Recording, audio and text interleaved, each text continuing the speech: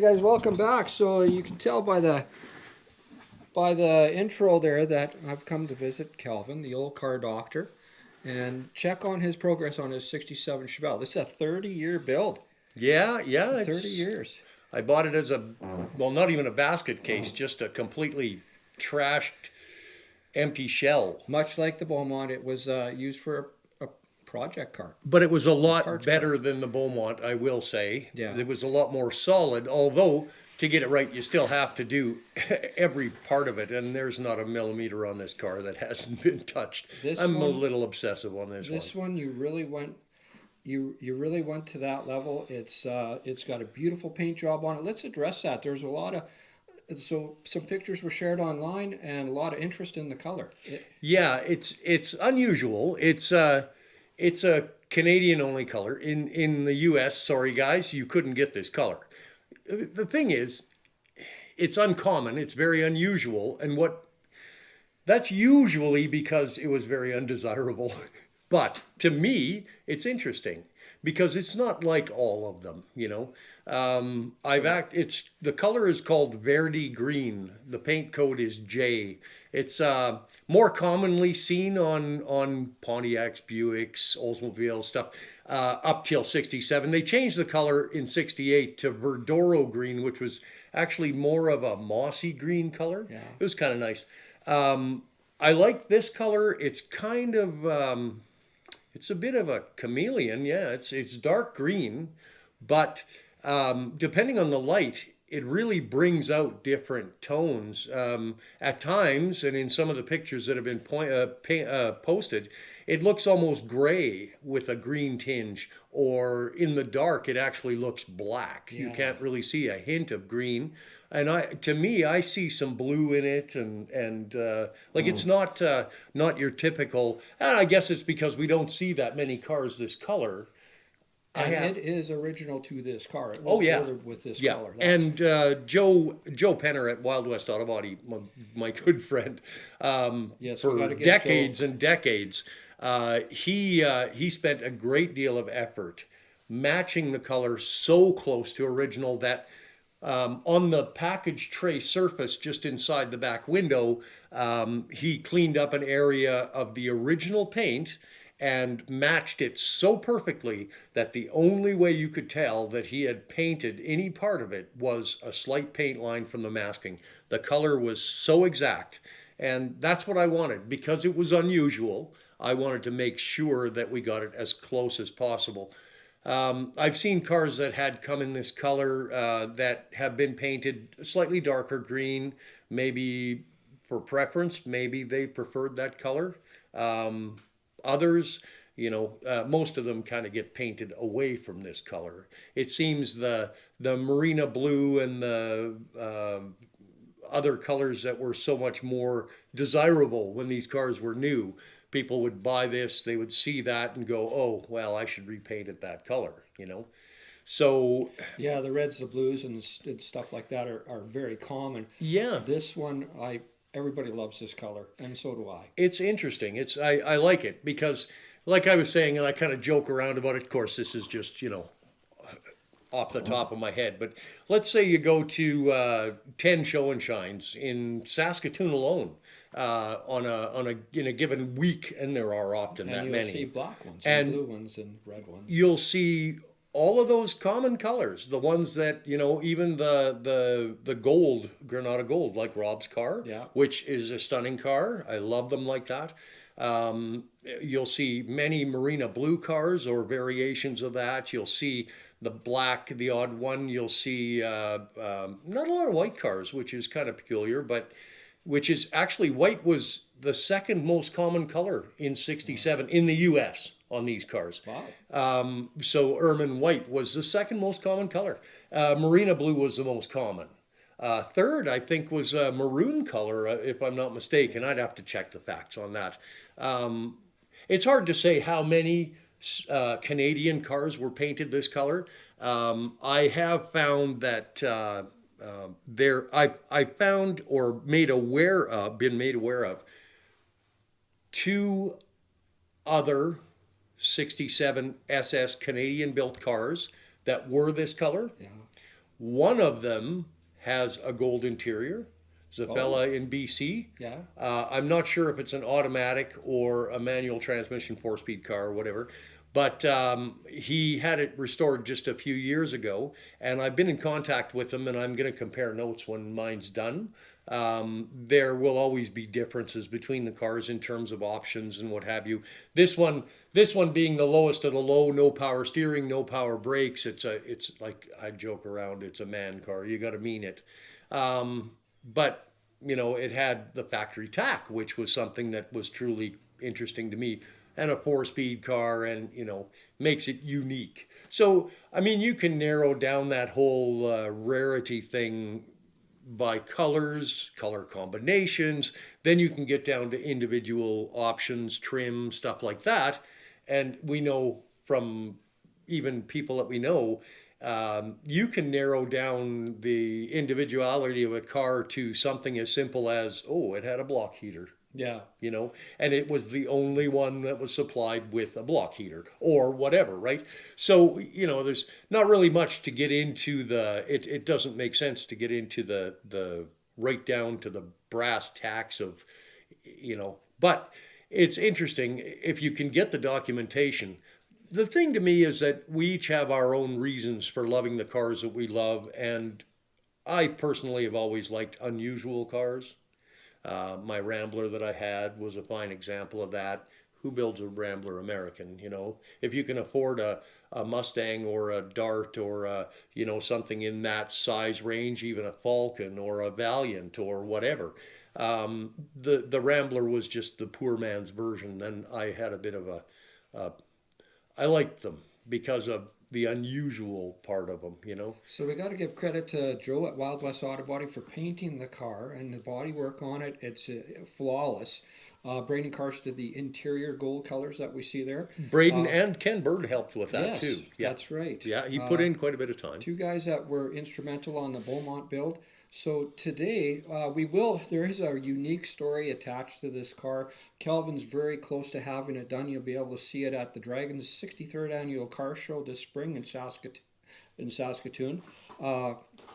Today, the video, we wanted to check up on Calvin and see how he's doing, getting the last little bits and pieces put together on the car. But also, he's searching for some history on it. Yeah, The yeah. Beaumont build, you were able to find all the original owners and have them sign the trunk. With the exception of the person who bought it brand new. And we think that we may actually have the name of the person who bought the Beaumont brand new. It was a Saskatoon car, came from Yeah. Mid City Motors. So, but we were so fortunate because the people that owned it, the majority of them were still in and around and or had relatives that are in the car community. So the car was very recognizable, being black with the red interior. It was kind of a stunning combination. And so it was, nobody forgot that car, We're hoping to find the same kind of I information. Yes, I'd here. very much like to find more history on this. I know that this car, these are the facts of it. This car was purchased at SMP. It was produced in late March of '67. It was delivered to SMP on April 4th of '67. We suspect by just word of mouth and the like that it had been a special order car. It wasn't just a stock order thing, which, I mean, again, without finding the original owner and getting the actual word from the person involved, again, the paperwork can't support that kind of stuff until we get that right from the horse's mouth, as it Yeah, were. yeah. So now the car wasn't around for very long because the fellow that I bought it from, a gentleman named Wally Falconer, uh, just one of the nicest human beings you would ever meet. And the kindness and trust that he showed when I bought it. I wasn't really in a position to buy the car, and a couple friends actually dragged me there and said, you should buy this. But it had been advertised as a Malibu, and I didn't want a Malibu. I wanted a 138, an SS car, original, which is what this is. But I didn't know that until I got there. when I got there, I wasn't in a position to pay the kind of money it was worth. So I kind of had to explain to the guy I didn't really come to waste his time.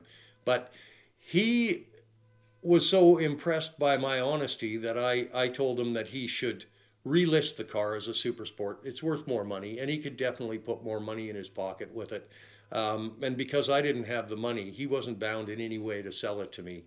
Um, he appreciated the fact that I was honest. He delivered the car to me that day and told me that he knew that I would pay him because I was honest about that, and I did. And I contacted him just a few weeks ago Yeah. to let him know that it didn't go forgotten. That I remember him and his kindness and generosity, and that the car is actually getting done. He was very happy to hear that. That's cool. He's a Baptist minister in Alberta, and such a nice man. And he's a hardcore car nut. Like he's a real fanatic for cars as well, which is cool. But So Wally would have used it as a parts car. Wally had bought it as a parts car. He had purchased way back in the late '60s, actually mid to late '60s, a '66 L69 powered um, F85 442 with it was a genuine documented track pack car with a dealer installed W30 package, like crazy rare car. The car was actually featured at McCacken show in 2021, in 2021, I think. Wow. But he doesn't own it anymore. He had sold it a number of years back, but the guy that owned it had contacted him and let him know that the car was being displayed. It was restored here in Saskatoon. And I remember that car sitting in the back of his shop, in the back corner, when I was there looking at this shell. Um, when we walked into his shop, it had a white front clip on it. It had 66 fenders and hood. It had the rear taillight panel had been placed on it. It wasn't welded in. I didn't know that at the time. And it had 66 taillights. And it seemed peculiar that a 67 SS, why would somebody be trying to disguise it as a 66? So there are theories and rumors. I talked, I wanted to make sure that I wasn't going to have trouble with registering the car. So I contacted SGI and the city police to see if there was any records of shenanigans. And the theory was, and they kind of said, it was quite possibly that the car had been stolen at some point early in its life, and somebody was trying to disguise it because the paperwork with registrations and stuff it's hard to follow a paper trail, a lot harder than computerized stuff now, and they didn't have that back then. So, you could probably get away with it just by disguising it as a different year. Luckily, the serial number plate, the cowl tag, all of that information was still on the car. It wasn't disturbed, so it was obvious that I knew what the car was. Interestingly and kind of humorously, give me a second here. When I went to look at the car, and it had all this '66 trim on it, I was even further disappointed because I thought it was probably a '66 Malibu rather than an SS. But in the trunk was this vintage Edwards coffee can. And so the trunk was sitting open when I got there, and I looked in the trunk before ever checking the serial number. I mean, that would have been the easy way, right?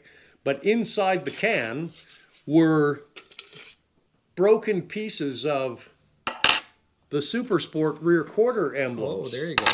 And this, incidentally, this is the can, and they're still in the can because I thought, that's what gave me the idea to check it. And the holes in the quarter panels fit, and there was no evidence of anything ever having been altered on the quarter panels.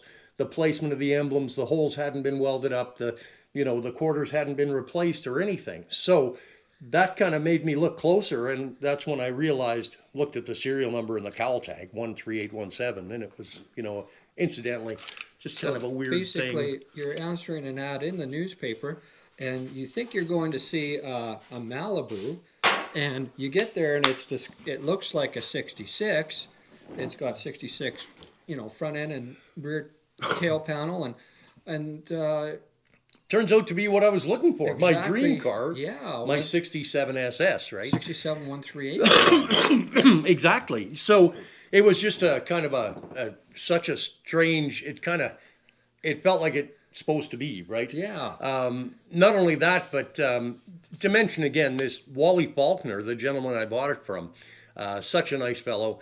After explaining to him that, I hadn't really intended to waste his time, it was on the urging of my friends that I went and looked at it at all. But that he should maybe take the thing out of the paper and relist it the following week for more money with the actual, that it was an SS. He was advertising the car for $850 or best offer for a rust-free floor 4-speed, but he had it as a 67 Malibu. After I told him what I knew of the car, he said, well, here's what we're going to do. I have $675 into that car as you see it, and that's what you can pay me for it. Oh, So, so it was even a better deal, even though you were being honest. honesty. So, anyways, we were kind of getting into that about Wally. So, when he was restoring that 66 442, which incidentally, if you go on McCacken, just look up, I think it was maybe a Hemmings feature or something, or no, pardon me, Diego, what's the guy's name? Anyways, had posted a bunch of pictures from when they were featuring these W30 cars. And I urge you, there's so many cool cars in his photo stuff online that, and that car is a copper color car. It's just beautiful, cool. 2-door post, bench seat, 4-speed car with kind of a white, almost a whitish interior. Oh, beautiful. Anyways, Whatever, yeah. yeah. So yeah, I think that's what it was called. So when he was restoring that car, he had found it years after he had sold it, and then he bought it back and had it restored, and the differential was missing. And as a lot of us know, the Oldsmobile Pontiac Buick old BOP differentials are different from the Chevrolet diffs. But he needed a differential for this car, so he had found this sitting. Apparently, from what he told me, it was sitting on an acreage out Clarence Avenue, behind a hedgerow, and all he saw was the roof line. And he thought, well, what if that is a Cutlass, and what if it has the correct diff? So he had bought the car because it had a 391 gear Posi 12 bolt in it. Well, the problem is it's a Chevrolet. So he found out that wasn't going to be appropriate for his restoration. So he didn't bother pulling the diff out of it. And that I got the car with that diff in it. He was willing to part it, like sell the diff separately or sell the body without the diff. And I thought, well, I'm going to need one anyways. At any rate, so Wally had bought the car. He sold it to me for exactly what he'd paid. He told me the name of the fellow that he purchased it from. And so I contacted him. He said that he bought it in 1976. And it was already a gutted shell. Wow. So that means the car was 9 years old. Yeah, it was fairly young in its age. Yeah, and it was already stripped to bits, which is peculiar. So again, kind of makes you think maybe there is some credence to their theories at SGI and the police that maybe it had been stolen at one point, and that it was stripped because it wasn't an old car, at the time. It was a 9-year-old car, and it wasn't, these cars, they were cool, but they weren't worth what they are now. We all know that. There was that point somewhere around 10, 15 years later that the cars started to go up in value because you just didn't find them anymore, So for the record, we should tell everybody it was a 325 horse, 396 4-speed, gold interior, Verdi green exterior. Yeah. Now the only thing we don't see here is the roof treatment. Yes. You can explain that. So, and that's another thing so I was told at one point, I understood that it had been done at the factory. now without actual paper documentation. I'd love that. That would be so cool because it was normally they would do this at the dealer level. We found evidence when we pulled the car apart that they had drilled the holes for this trim along the roof to the quarter, which would be like for vinyl top or for two-tone or whatever. So off. The one hole was so badly off that the car had been stripped back, lead filled, that hole, lead filled, not just body fill, and the quarter had been repainted green. There were two layers, and it was the whole quarter panel that had been repainted, which does add some credence to the idea that maybe through some strange uh, uh, set of circumstances, it may have been done at the factory. At the very least, it was done brand new because the car had been later been painted blue. So the roof treatment was a false vinyl top look. A lot of guys, they would like the look of a vinyl top, but they didn't like the fact because even by then they were starting to rust out because any cracks or even at the seams in the vinyl on the roof, moisture would get in, it would soak into the padding, and then it would rust the roof out. And so there was this company that sold this, probably the closest thing you can equate it to would be like a gator guard or like a box liner or a undercoat or whatever. And they would put these rubber strips along the roof where you would normally see the seams for a vinyl top, and then they would spray this texture finish on the roof. When I got the car, that was still evident. It had UV'd nearly to death, but you could see the green paint under it, so it was clear that they had put this over top of the green and it had since faded and deteriorated away. And what color was that treatment? That treatment was a black. It looked black. like it Okay. looked like a black vinyl top, All right. from about 20 feet or whatever, But it if a guy wanted his car to look like it had a vinyl top, which was kind of a cool thing back then, you could get that done. There were probably vendors and shops, body shops, might have been able to get this product and install it, spray it onto a car or whatever. And I, I had thought a lot about reproducing that on the car. But it's not something that I want to do with relatively fresh paint. I'd like it to all, and then if I decide I kind of want to change it up at some point, I might try and replicate that.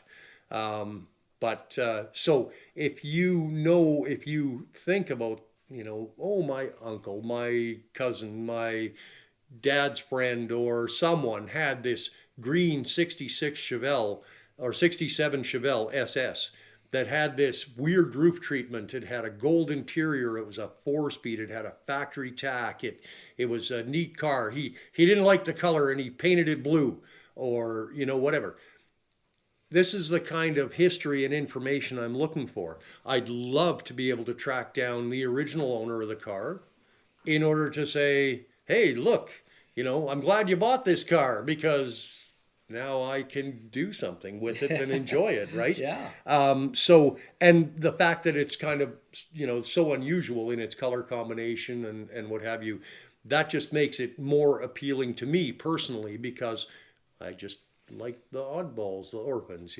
Yeah, it's not about making the car more valuable. It's just about finding some history on it, just like the Beaumont.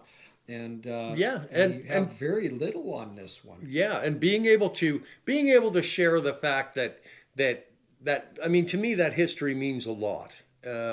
Like we said with the Beaumont, it was just crazy how we were able to come up with all of this history on the car, which was so cool. We got all these signatures in the trunk lid of people that owned it or had worked on it, and I would do the same thing with this if I could find more history. So not only that, but to clarify the facts of its history. That's very nice to have that. The car was sold at SMP in Saskatoon, and I had gone there, and they have well, this was a long time ago, but they had all of the paperwork on it, including the original bill of sale with that name on it. But I can't get it because it's personal information. Yes, yeah. So they can't release it. And I can respect that.